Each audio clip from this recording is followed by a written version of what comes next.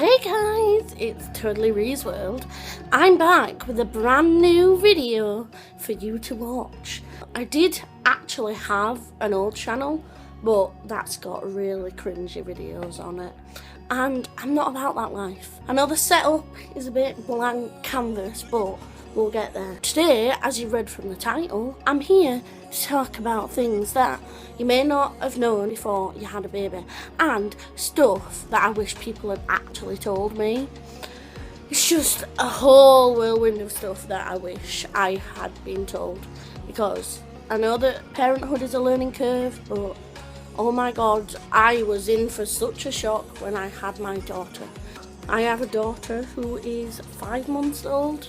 She's going to be 6 months old on the 4th of May, and she is the light of my life.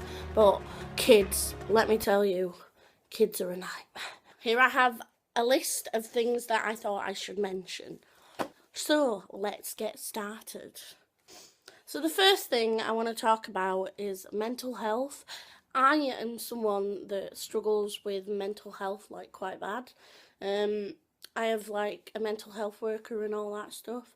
I don't want to delve too deep into it, but mental health, it can have a major impact on how you parent. It is quite common to get postnatal depression, but a lot of people don't actually come forward because they worry that it'll make them look like a bad parent. But like I was one of those people. I didn't want to tell people that, and that sometimes I just don't want to get out of bed, or that I just want to sleep, or that I just don't have the motivation to do anything. And I'll be honest, I'm not like the tidiest person, but I mean I scrub up okay-ish. But yeah, that postnatal depression it's one of the roughest things to go through, especially when you've got a newborn. And for me, I was, on my own with a newborn, and it was really tough on my mental health. So it wasn't a fun time. But luckily I've got support now. So the next thing I want to talk about is this thing called a mucus plug.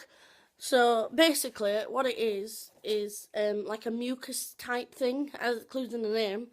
And it tends to sort of come out as discharge near the end of your pregnancy, sort of when, a week or two before your due date. Don't quote me on it, but that's what I've been told. My waters kind of just gushed out. I stood up and they just gushed out. I was like, oh my god, I'm having a baby. And I really panicked. I lost my mucus plug when that happened. So that can also happen. And I wasn't aware of a mucus plug before I got pregnant. And I wasn't aware that when your waters go, you don't always go into labour, because I was one of those people that had to be induced. And that was not fun at all. I was in labour for 22 hours. And then in the end, I had to have a C-section. And I'll get on to that. So next up, I've got the birth options. Obviously, you've got water birth, epidural, pain relief, C-section, natural birth, forceps. You probably know about the basic delivery stuff. If you don't, then just go Google it. But basically, I was in labour for 22 hours. I was put on an inducing drip because my waters went and I didn't go into labour. So that's fun. But basically, I was on an inducing drug and it was ramped all the way up to 20, I think. And it just did nothing. So after 22 hours, I had an emergency C-section. And let me tell you, that shit is not fun. But for the next 7 days after that C-section commenced my life in utter hell. It was awful. So about 6 hours after my C-section, they were like, come on, let's go. We're going to go for a shower. And I was like, you fucking kidding me? I ain't going for no shower. I can barely walk. I'm just fucking like the film Alien, and just like explode out of my stomach. So I was made to walk and have a shower. I don't know if it's the same in all hospitals, but they do try and get you up sort of a couple of hours after your C-section, just because walking makes it better. And I am a true believer of that, because as soon as I started walking more, the pain got better, and I was also trying to breastfeed, so that's fun.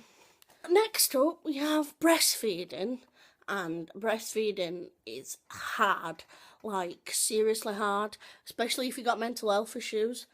When my daughter was born, she was £8.4, so she was already quite big. I mean, that's quite big for a newborn.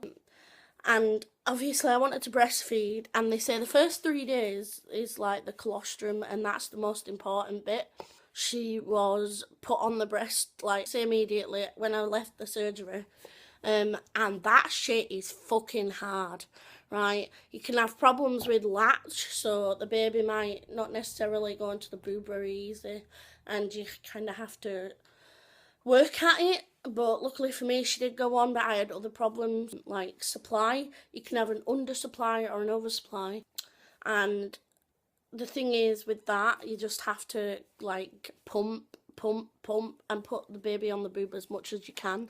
I didn't know this before I got pregnant. I just thought, because it's a natural thing to do, I thought, well, I'll be able to do it because it's the most natural thing in the world to be close to your baby and breastfeed, but apparently not.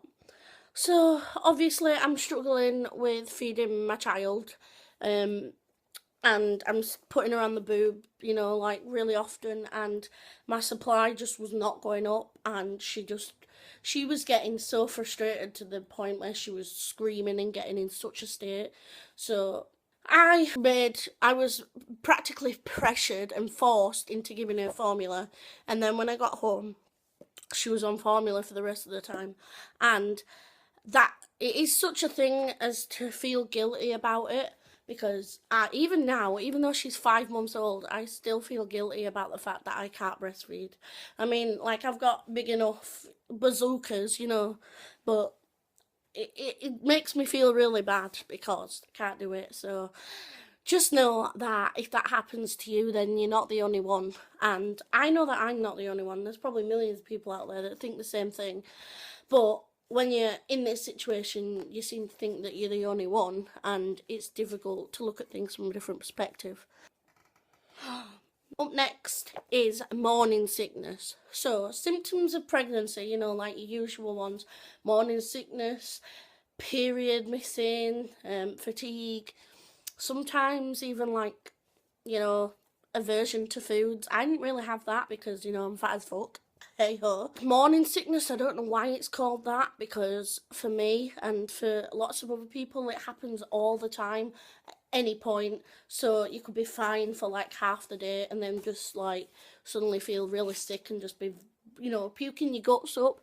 So when you're breastfeeding, your uterus contracts. That is painful. But also, even when you're not breastfeeding, obviously your body has to heal again. So the pains from which you have after you've given birth are just, for me, it was really painful. I know that a lot of people can just cope with it, but I mean, I couldn't. I'm weak. I'm a weak ass bitch. So that wasn't fun. And also sleep deprivation. That is hell. So I had a baby that was waking up every 3 hours and obviously wanting 4 ounces of formula. She's on Cowingate, and she's like on 7 ounces now, but she started solid foods. I know it's a bit early, but she was giving me all the signs that she's ready, and I'm not here to talk about, what my baby does. It's difficult when you're going through sleep regression because, I mean, you can't tell, but I have lots of like massive bags under my eyes because she just does not like sleep. She's currently asleep. It is 11:30 at night, and that's why I'm making this video now. So this is my body 5 months postpartum. I mean, I'm under no illusion that, I'm a skinny bastard, because obviously I'm really skinny, but this is what happens, folks. You get all this flab. I've now got a spare tyre that hangs. Also, yeah, so that's fun. I hope you all enjoy the postpartum body. So that's all I have to say today, guys, and I hope that you have taken this information on board and maybe use it on your own kids or babies, or maybe it might put you off having a baby for a while. But it is definitely a two-man job, as I've discovered, and it is fucking hard as a single mum, but I'm doing it. So yeah, if you like my video, like and subscribe. My social media is in the description box, and that's about it for today. Bye guys.